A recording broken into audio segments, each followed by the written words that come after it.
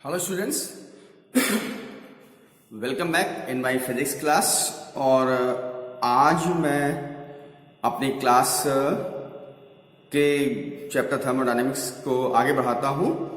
और जैसा कि आपको पिछले लेक्चर में मालूम होगा कि मैंने आपको वर्क डन के बारे में बताया था, एंड दैट वाज ग्राफ से क्या था, ग्राफ की हेल्प से area enclose between PV curve. और दूसरा मैंने जब वेरिएबल ग्राफ आ रहा था, स्ट्रेट लाइन नहीं आ रहा था, कर्व टाइप का आ रहा था, उस कंडीशन में इंटीग्रेशन मेथड से कराया था।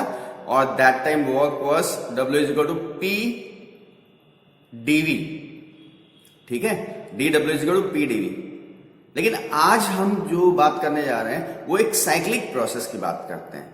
साइक्लिक प्रोसेस का मतलब क्या हुआ कि एक ऐसा प्रोसेस जो एक साइकिल कंप्लीट कर रहा हो, मतलब डिफरेंट चेंजेस। कोई मान लीजिए हम थर्मोडायनेमिक्स पढ़ रहे हैं तो कोई थर्मोडायनेमिक सिस्टम की बात करते हैं, और कोई थर्मोडायनेमिक सिस्टम है वो अपनी स्टेट किसी स्टेट से स्टार्ट करता है और डिफरेंट स्टेट्स में जाता हुआ, यानी चेंजेस लेता हुआ वापस अपनी इनिशियल स्टेट पे आ जाता है।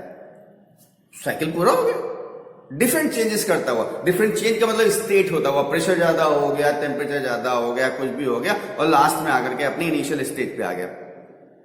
तो ये प्रोसेस कैसा होगा? साइक्लिक प्रोसेस होगा। ऐसे देखो, मान लो मैं कहता हूं कि यहां से चला और यूं होता हुआ यूं होता हुआ यूं होता हुआ वापस आकर के फिर यहीं आ गया, तो ये प्रोसेस साइक्लिक प्रोसेस होगा। ठीक है, अब मैं इसको अगर दिखाऊं तो आप एक ग्राफ की हेल्प से देखिए।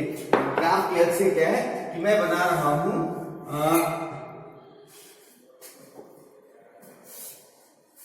ग्राफ, देखिएगा ये आपका PV कर्व है। तो मान लीजिए कोई पॉइंट A है, थर्मोडायनेमिक सिस्टम की इनिशियल स्टेट A है। A का मतलब प्रेशर P1 ये और वॉल्यूम V1 है। अब यहां से ये चलना शुरू करता है, तो ऐसे जा करके वापस आकर के यहां जाता है, B से होता हुआ C पॉइंट पे पहुंचता है, और उसके बाद यहां से रिटर्न होकर के वापस A पे आ जाता है D से होता हुआ। तो अब स्टार्टिंग पॉइंट ये है, यहां से चला, C पे पहुंचा, फिर यहां आकर के वापस आ गया। तो अब ये प्रोसेस हमारा साइक्लिक प्रोसेस कहलाएगा। बात समझ में आ गया? मैंने लिखा भी है साइक्लिक, जो मेरा टॉपिक है cyclic process and work done in cyclic process. देखिए, the process in which a system after being at different stages returns back to its initial state is cyclic process. मतलब एक थर्मोडायनेमिक सिस्टम है, एक starting point से चलता हुआ different states, ये stages में होता हुआ वापस अपनी इनिशियल स्टेट पर लौट रहा है। तो ये प्रोसेस क्या हो गया? Cyclic process, right. अब मैं क्या करता हूं, ये तो डेफिनेशन हो गया। Work done in cyclic process. तो स्टूडेंट्स, आपको मालूम है कि वर्क डन ग्राफ से कैसे निकालते हैं? ग्राफ से वर्क डन निकालते हैं एरिया इनक्लोज बिटवीन। देखिए, जैसे मैंने आपको कल बताया था, कल मींस नेक्स्ट पिछले लेक्चर में बताया था कि कर्व इस तरीके से आ रहा है, ये P है, ये B है, तो वर्क डन निकालना है तो यहां से ऐसे ड्रा कर दिए लाइन, यहां ड्रा कर दिए, और ये पूरा एरिया फाइंड कर लेंगे। तो this will be the work done, this area will give the work done. तो अब मैं इस साइक्लिक प्रोसेस में वर्क डन अगर फाइंड करना चाहता हूं तो क्या करूं? तो इसके लिए देखिए, मैं लिखता हूं, late a system starts from A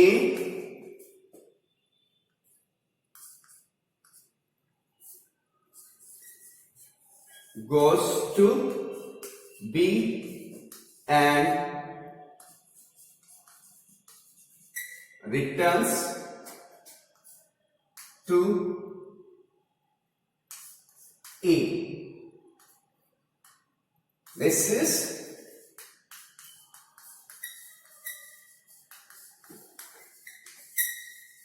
process, ये साइक्लिक प्रोसेस है। तो अब मुझे वर्क डन निकालना है, तो आपको मालूम वर्क डन क्या होगा? A से C तक जाने का वर्क प्लस C से A तक आने का वर्क। टोटल वर्क निकाले, साइक्लिक प्रोसेस तो ए से सी तक गया वाया बी, और सी से वापस ए पे आ गया वाया डी, तो इसका मतलब ए से सी तक का वर्क, फिर सी से ए तक का वर्क। तो therefore in this condition W is equal to W ABC plus W CDA, ABC plus CDA दोनों वर्क करेंगे हम लोग, राइट। तो अब देखिए अब कैसे निकालेंगे, तो इसके लिए क्या करते हैं कि हम यहां से एक लाइन ड्रा कर देते हैं, परपेंडिकुलर ड्रा करते हैं यहाँ, और दूसरा परपेंडिकुलर ड्रा करते हैं। तो ABC का वर्क क्या हुआ, ABC का वर्क एक होगा, देखिए मैं ड्रा कर दे रहा हूं, अभी नेमिंग करके बताता हूं। ये ABC का वर्क हो गया, तो ABCDA EF अगर नाम कर दे रहा हूं, तो ABC का वर्क क्या हुआ, is equal to area ABC EFA, ABCEFA, ये पूरा एरिया प्लस अब देखिए क्या है WCDA, तो CDA को मैं क्या कर रहा हूं, एक दूसरे फ्रेम में लेके चल रहा हूं। कैसे करेंगे तो वो आपको अभी दिखाई देता है, थोड़ा सा कलर चेंज कर दे रहा हूं। आप देखिए जैसे हम अब CDA की बात करें, तो CDA वर्क क्या हो जाएगा, ये पोर्शन हो जाएगा शेडेड एरिया,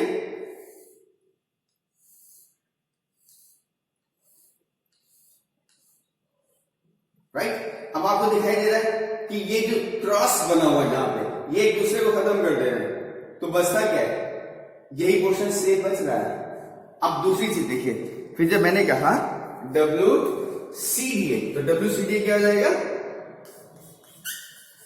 एरिया CEFADC या ACDEFA, ACABCEFA,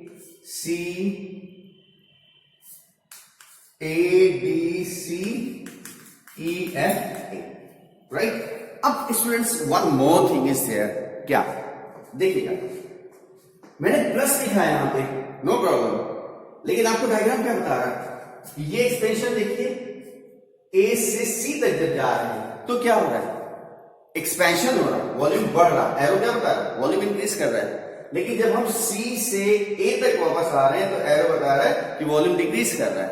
और आपको मालूम है जब वॉल्यूम बढ़ेगा यानी एक्सपेंशन होगा तो वर्क डन पॉजिटिव होगा, और जब कंप्रेशन होगा यानी वॉल्यूम डिक्रीज कर रहा है तो वर्क डन नेगेटिव होगा। तो यहां पे अब हम क्योंकि यहां रिटर्न कर रहा है तो this will be minus sign, yes. और अब आप देखो इस पूरे एरिया में से इस एरिया को माइनस करेंगे तो बचेगा क्या, is equal to area ABCDA, और एरिया ABCDA क्या हो गया, दिस पोर्शन, राइट। ये इसका मतलब is equal to area enclosed by the cycle, मतलब इस पूरी साइकिल से जो एरिया इनक्लोज हो रहा है that will be the work done in cycle process. अब यही नहीं है, यही नहीं है, आप जैसे मैं दिखा रहा हूं, मैं ले लेता हूं इसको एक ट्रायंगल ले ले रहा हूं और साइकिल प्रोसेस है ये PV, तो यहां वर्क डन क्या होगा, यहां पे वर्क डन जब हमको निकालना होगा तो हम लोग क्या करेंगे, केवल इतने पोर्शन का एरिया निकालें, इसी साइक्लिक प्रोसेस का निकालेंगे जैसा कि यहां पे बताया इनक्लोज बाय द साइकिल। तो इसका शेप कोई भी हो, चाहे ये हो, रेक्टेंगल हो, कुछ भी हो, केवल इनक्लोज्ड एरिया उस साइकिल से जो भी है उसको आप फाइंड कर लिए and that will give you the work done. तो अभी आपको समझ में आ गया। ध्यान से देखने की बात यह है कि मैं पिछले लेक्चर में बता चुका हूं कि अगर वॉल्यूम बढ़ रहा है तो वर्क डन पॉजिटिव होगा, वॉल्यूम डिक्रीज कर रहा है वर्क डन नेगेटिव होगा। और मैंने ये भी बताया अगर इसी को देखिए कि इसका प्रोसेस ये ले ले रहा हूं, ये ABC, ध्यान से देखिएगा तो AB पे वर्क डन कैसे होगा, इट विल बी पॉजिटिव क्योंकि वॉल्यूम बढ़ रहा है। BC में क्या होगा work done? Work done will be negative, क्योंकि ये आपका डिक्रीज कर रहा है। अच्छा, CA में वर्क डन क्या होगा? C में वर्क डन 0, क्योंकि वॉल्यूम हर पॉइंट पे सेम है, वॉल्यूम चेंज नहीं हो रहा, यानी this line is parallel to the pressure, तो वर्क डन इसमें नहीं होगा। तो CA प्रोसेस में ये चाहे ऊपर दिखाएं चाहे नीचे दिखाएं, ऐसी कंडीशन में वर्क डन विल बी 0। तो अब ये काम करिए, मैं इसको तो हटा दे रहा हूं, आपको समझाने के लिए बताए हैं ग्राफ मेथड से, तो आप cyclic process and work done in cyclic process इसको कॉपी कर लीजिए, फिर मैं आगे की बात करता हूं। Okay students, now this is the turn off first law of thermodynamics. Zero मतलब बता चुका हूं पिछले लेक्चर में, now it is the first law of thermodynamics. तो फर्स्ट लॉ ऑफ थर्मोडायनेमिक्स क्या कहता है? मान लीजिए कि एक ये आपका थर्मोडायनेमिक सिस्टम है, जिसमें ये पिस्टन हमारा पहले यहां पे था, इसको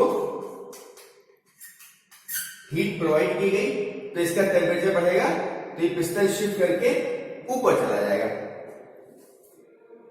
तो इसमें जो हीट मिल रही है, ये स्टेटमेंट क्या कहता है? Amount of heat given. देखिए मैंने स्टेटमेंट लिखा है, if some heat is supplied to the system, system को हीट प्रोवाइड की जा रही to the system which is capable of doing work, जो कि वर्क करने का कैपेबल है, मतलब ये पिस्टन फ्री है। वर्क तभी होगा जब पिस्टन मूव करेगा। तो पिस्टन मैंने कहा पहले यहां पे था ए पोजीशन पे, और now it goes up and comes to position B. क्यों? क्योंकि हीट सप्लाई हुई है और ये एक्सपेंशन कराती है, वर्क होता है, doing work. Then the amount of heat absorb, जो अमाउंट ऑफ हीट एब्जॉर्ब कर रहा है वो क्या होगी? एक तो इस गैस की यानी सिस्टम की इंटरनल एनर्जी बढ़ाएगी, और दूसरा कुछ वर्क होगा, गैस कुछ वर्क करेगी। वर्क मतलब पिस्टन ऊपर करेगा। पहले क्या होगा? देखिए मान लीजिए पहले पिस्टन हमारे यहां पे था, इनिशियल ए, आपने हीट दिया, तो हीट कहां गई? इसके मॉलिक्यूल्स को मिली, मॉलिक्यूल्स की एनर्जी बढ़ गई। कौन सी एनर्जी बढ़ी? काइनेटिक एनर्जी बढ़ी। और जब एनर्जी बढ़ी तो आपको मालूम है कि internal energy of the system depends on its temperature only. ठीक है, तो टेम्परेचर पे डिपेंड कर रही है, और टेम्परेचर इसका बढ़ रहा है, तो इसका मतलब इंटरनल एनर्जी बढ़ रही है। इंटरनल एनर्जी बढ़ने के बाद, क्योंकि पिस्टन है फ्री, ज्यादा जब हो जाएगी बियॉन्ड द लिमिट, तो ये पिस्टन को ऊपर प्रेशर बढ़ेगा और ये पिस्टन को ऊपर शिफ्ट करेगी। तो पिस्टन यहां से यहां गया, जब पिस्टन यहां से यहां आएगा, कितना आया? डेल्टा एक्स डिस्प्लेसमेंट किया, तो वर्क हो गया। तो वही कहते हैं कि according to this statement system will be equal to the sum of increase in its internal energy and the external work done by the system on the surrounding। सीधी सी बात एक बार फिर से पढ़ता हूं। If some heat is supplied to a system like this which is capable of doing work, piston shift कर रहा है, then the amount of heat absorbed by the system will be equal to the sum of increase in its internal energy, जो मैंने अभी समझाया, and the external work done by the system, यानी gas, on the surrounding, right? अब कहते हैं अगर amount of heat given क्या है? डेल्टा Q या Q, whatever you want you can write, तो ये किसके बराबर हो जाएगा? डेल्टा U प्लस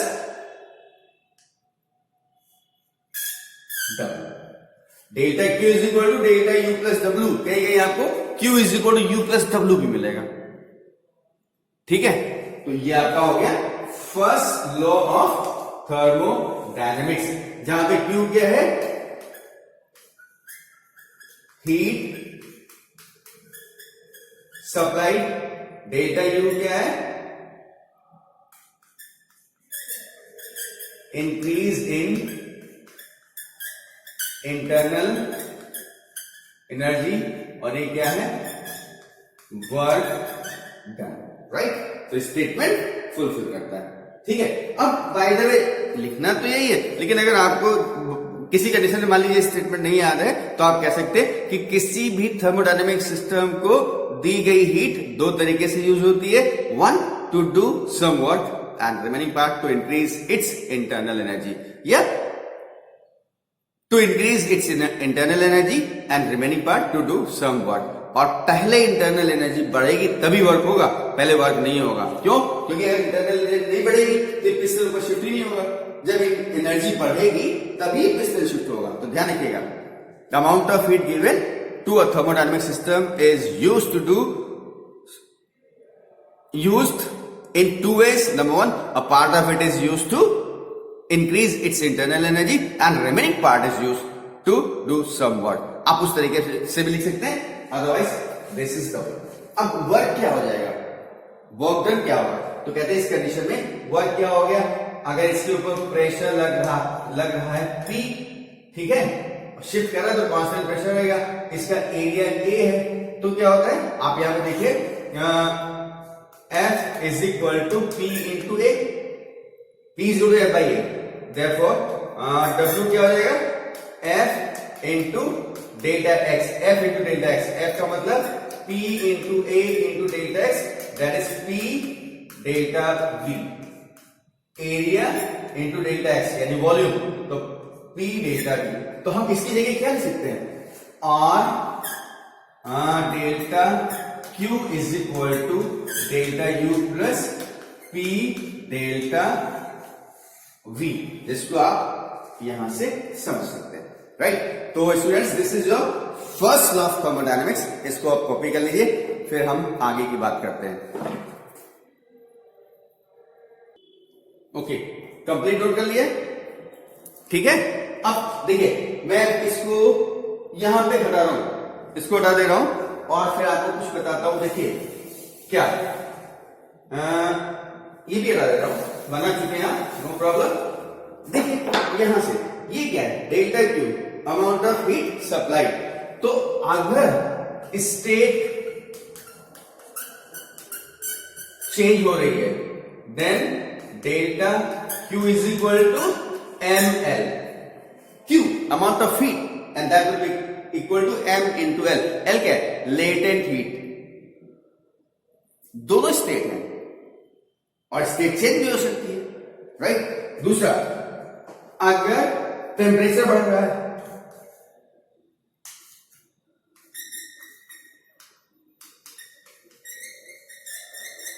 तब डेल्टा क्यू क्या हो जाएगा, delta Q equal to M C delta Q, right. अगर सिस्टम में टेम्परेचर बदल रहा है और आपको कहीं न्यूमेरिकल में डेल्टा क्यू फाइंड करना है तो क्या करेंगे, डेल्टा क्यू की जगह M C delta T put कर देंगे। मैंने यहां लिख दिया, टेम्परेचर इंक्रीजेस तभी होगा। और अगर स्टेट चेंज हो जाएगी, सॉलिड से लिक्विड हो रहा है, लिक्विड से गैस हो रहा है, यानी आइस हमारी वाटर में कन्वर्ट हो रही है या वाटर वेपर में कन्वर्ट हो रहा है, तब हम एम एल लेंगे, जहां पे L latent heat of melting और वेपराइजेशन जो भी होगा, और सी क्या है, स्पेसिफिक हीट। आपको मालूम है उस सब्सटेंस का स्पेसिफिक हीट, मास और चेंज कितना टेम्परेचर है, that you can put it here, right. और दूसरी चीज, इस हम अगर पी डेल्टा वी में बता ही चुका हूं, राइट, वर्क डन कैसे निकालेंगे, पी डेल्टा वी। और डेल्टा यू का मतलब delta U is equal to U final minus U initial. U F का मतलब final, U F final and U I initial. क्या, इंटरनल एनर्जी, ठीक है। यू क्या है, इंटरनल एनर्जी। तो अभी आपका ये कंप्लीट हो गया, जहां पे जैसी जरूरत होगी we will put it here, right. तो अभी फिर से ये पोर्शन जो मैंने बताया इसको नोट करिए, फिर हम अगले टॉपिक पे आते हैं। Okay, now students, specific heat, वैसे मैं आपको बता चुका हूं specific heat. What is the specific heat? Amount of heat required to increase the temperature of unit mass of substance by 1 degree Celsius is its specific heat. किसी भी substance की specific heat उस सब्सटेंस के unit mass का temperature 1 degree increase करने के लिए जितनी भी हीट रिक्वायर्ड होगी उसके बराबर होती है। और मैंने लिखा भी है, amount of heat required to increase the temperature of unit mass, यानी 1 mole of the substance by 1 degree specific heat. क्योंकि मैंने यहां पे 1 मोल बोल दिया तो ये हो जाएगा molar specific heat. Unit mass रहेगा तब तो स्पेसिफिक हीट है, लेकिन अगर 1 मोल बोल दे रहे हैं तो this will B molar specific heat. Specific heat, molar specific heat, right. तो अब देखिए मैंने आपको अपने शुरुआती हीट के शुरुआत में दो तरीके की स्पेसिफिक हीट बताई थी, एक सीपी और दूसरा सीवी। ये क्या था? एट कांस्टेंट प्रेशर, और ये क्या था? Eight constant volume. दोनों बताइए। मतलब अगर आपको सीपी डिफाइन करना है तो शुरुआत में एट कांस्टेंट प्रेशर, बाकी पूरा छाप दीजिए, दैट विल बी सीपी। अगर आपको सीवी डिफाइन करना है तो शुरुआत में एट कांस्टेंट वॉल्यूम और पूरा छाप दिए, दैट विल बी सीवी। ये बता चुका हूं, कोई दिक्कत नहीं है। आप देखिए सब कुछ वही है, यूनिट मास का सब्सटेंस 1 डिग्री सेल्सियस बढ़ाना, चाहे कांस्टेंट प्रेशर हो चाहे कांस्टेंट वॉल्यूम। तो क्या सीपी और सीवी दोनों का अमाउंट सेम होगा? देखते हैं। हाँ, जैसे एक कंटेनर हमारा है तो इसके अंदर गैस भरी हुई है। अब ध्यान से देखिएगा, मैं इसको हीट प्रोवाइड कर रहा हूं। ये यूनिट मास, इसके अंदर गैस है और इसका टेम्परेचर कितना बढ़ाएंगे? 1 डिग्री सेल्सियस। तो पहले मैं बात करता हूं सीवी की। तो सीवी में हमने पिस्टन को कर दिया लॉक। कांस्टेंट वॉल्यूम तभी तो रहेगा कि पिस्टन शिफ्ट ना करे। तो जो हीट मिल रही है वो क्या करेगी? वो क्या करेगी? यहां पर इसका टेम्परेचर बढ़ाएगी। ठीक है, तो इसका मतलब हीट किसके बराबर हो जाएगी? That will B mc delta T. ये छोड़ दो, आप देखो कि जो हीट मिल रही है एट कांस्टेंट वॉल्यूम पे, ये क्या करेगी? Will increase only temperature. Constant volume पे जो हीट होगी वो केवल टेम्परेचर बढ़ाएगी, कितना? 1 डिग्री सेल्सियस। अब हम कांस्टेंट प्रेशर की बात कर रहे हैं, तो कांस्टेंट प्रेशर में वॉल्यूम लॉक नहीं करेंगे। अब क्या हुआ? हमने हीट दिया, इसका टेम्परेचर बढ़ा, टेम्परेचर बढ़ने से प्रेशर भी बढ़ा। तो प्रेशर कांस्टेंट है, कांस्टेंट प्रेशर तभी रहेगा जब पिस्टन शिफ्ट कर जाए। पिस्टन शिफ्ट करके यहां आ गया, यहां पहुंच गया ना। इसका मतलब क्या हुआ कि टेम्परेचर तो बढ़ा ही बढ़ा 1 डिग्री सेल्सियस, साथ ही साथ पिस्टन शिफ्ट होने में कुछ वर्क भी हुआ। तो उसके लिए भी तो एनर्जी चाहिए। तो कौन सा ज्यादा होगा? सीपी या सीवी? सीपी ज्यादा होगा। देखिए ये क्या है? Will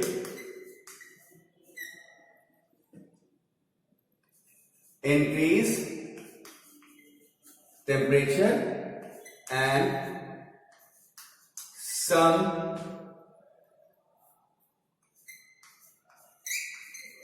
work will be done। ठीक है, तो लिखते हैं सिंस, नहीं लिख रहा हूं, आपको देख लीजिएगा, लिख लीजिएगा कि at constant pressure with increase in temperature some work is done for which extra heat is required and therefore CP is more than CV. CP is more than CV.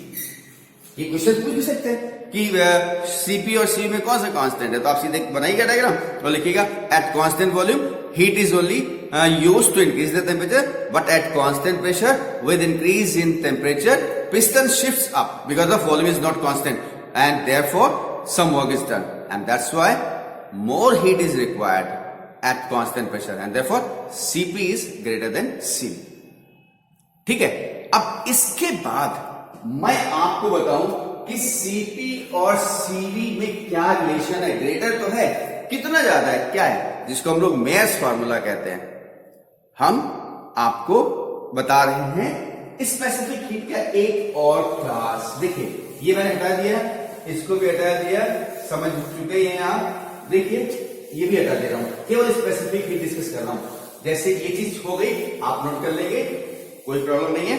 देखिए आपको मालूम है कि Q is equal to M C delta T, यानी C is equal to Q upon M delta T. ये है आपका specific heat.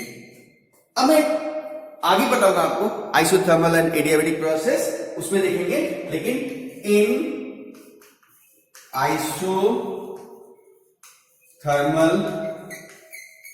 Process. Isothermal process वो होता है जिसमें टेम्परेचर होता है कांस्टेंट, और टेम्परेचर कांस्टेंट का मतलब delta T zero, that is delta T zero. तो C is equal to Q upon m into zero, that is infinite. और इसका मतलब क्या हुआ कि आइसोथर्मल प्रोसेस में स्पेसिफिक हीट क्या होगी, इनफाइनाइट। और फिर कहते हैं इन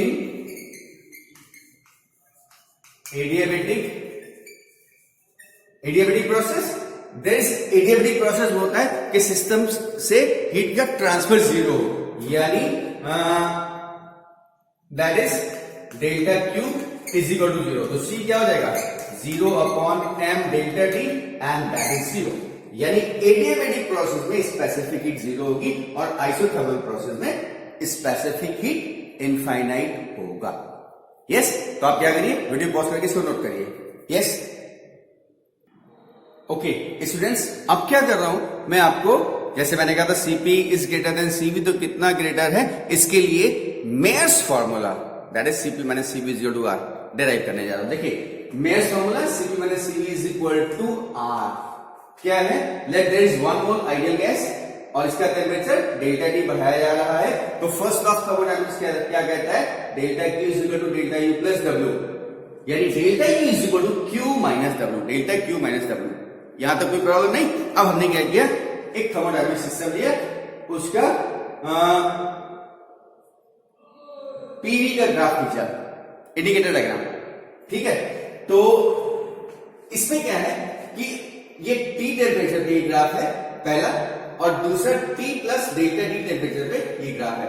दोनों ग्राफ हमको दिखाई दे रहे हैं, ठीक है। अब आप देखने की कोशिश करिए, हमने पॉइंट A लिया है, A पर इसका प्रेशर क्या होगा, P, volume V, temperature T। ठीक, क्या करते हैं कि हम इस सिस्टम को A से B तक लेकर के जा रहे हैं, यानी टेम्परेचर बढ़ा रहे हैं डेल्टा T, और कंडीशन क्या है, देखिए PVT, यहां पे क्या है P plus delta P, VT plus delta T, यानी प्रेशर तो बढ़ रहा है लेकिन वॉल्यूम कांस्टेंट है। P plus delta P, volume constant, और प्रेशर बढ़ने से टेम्परेचर भी बढ़ रहा है, T प्लस डेल्टा T। हम यहां पहुंच जाते हैं। तो क्योंकि इसका टेम्परेचर बढ़ रहा है तो इसकी इंटरनल एनर्जी में चेंज होगा ना, right. When system goes from A to B, तो डेल्टा U क्या हो जाएगा, delta U AB is equal to Q क्या हो जाएगा, MC delta T minus W क्या हो जाएगा, W will be zero, work done zero होगा। क्यों, क्योंकि वॉल्यूम कांस्टेंट है। अब but M is equal to 1, delta T is equal to 1 and is equal to 1, and therefore delta U AB is equal to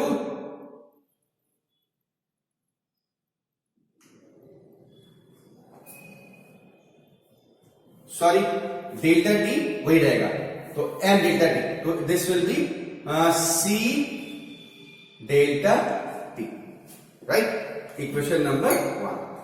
फिर from A to C, अब हमने क्या किया, सिस्टम को वापस A पे लेके आए, अब A से C पे ले जा रहे हैं। तो जब A से C पे ले जा रहे हैं तो प्रेशर वही कांस्टेंट है, वॉल्यूम बढ़ रहा है V प्लस डेल्टा V, और टेम्परेचर भी सेम अमाउंट का बढ़ रहा है, यानी T प्लस डेल्टा T। तो देखिए क्या होगा इस कंडीशन में, delta U AC is equal to MC delta T minus W। इसको ऐसे करते हैं, Q माइनस W, और Q क्या हो जाएगा, MC डेल्टा T और माइनस W। अब वन मोर थिंग, ये C क्या होगा, यहां पे क्या था, वॉल्यूम कांस्टेंट, तो this will be CV delta T, और यहां क्या हो जाएगा, M तो यूनिट हो गया, तो this will B CP delta T minus W, और W क्या होगा, टेम्परेचर बढ़ने से P delta V, that is P delta V। तो डेल्टा U AC, राइट। यहां तक समझ में आ गया, इसमें कोई प्रॉब्लम नहीं। वही चीज हमने यहां पे भी किया, MC डेल्टा Q का मतलब MC डेल्टा T, क्योंकि प्रेशर कांस्टेंट है CP और M है यूनिट, ठीक है। बट हमको क्या मालूम है, PV is equal to RT। तो नॉर्मल कंडीशन में और जब A से B पर जा रहे हैं तो क्या हो रहा है, P और V की जगह V plus delta V is equal to RT plus delta D।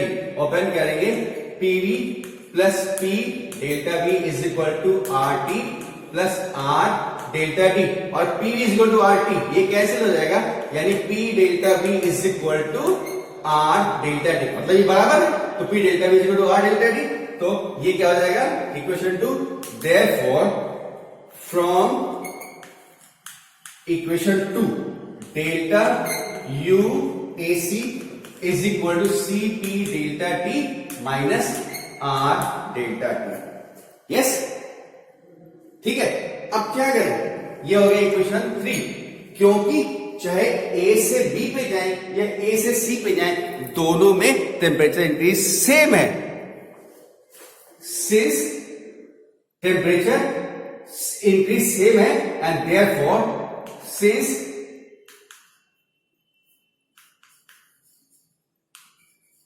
in temperature is same and therefore delta UAB is equal to delta UAC और delta UAB क्या है, delta UAB is equal to CB delta T, UAC क्या है, CP delta T minus R delta T। इसको arrange करेंगे तो CP minus CB delta T is equal to R delta T. Delta T cancel हो जाएगा, you will have CP minus CB is equal to R। Yes, clear, simple, it's very simple. केवल हम A से B पर ले जाएंगे, तब internal energy में change according to first law find करेंगे, फिर A से C पर ले जाएंगे, तब इंटरनल एनर्जी में change according to first law find करेंगे। क्योंकि जब हम A से B पर जा रहे हैं तो वॉल्यूम कांस्टेंट है, वर्क डन 0 होगा, लेकिन जब हम A से C पे जाएंगे तो वॉल्यूम हमारा V से V plus delta V change हो रहा है, तो work done P delta V हो जाएगा और वो P delta V R delta T के बराबर होता है, क्योंकि जब कांस्टेंट टेम्परेचर में PV is equal to RT और यहाँ A से C पे गए तो क्या हुआ, वॉल्यूम और टेम्परेचर दोनों बढ़ रहे हैं, तो हमारा P V की जगह V plus delta V, R T की जगह T plus delta T, open करेंगे तो we will get this one. अब इसको हम इस वाले इक्वेशन में पुट करेंगे तो what will get, delta UAC is equal to CP delta T minus R delta T।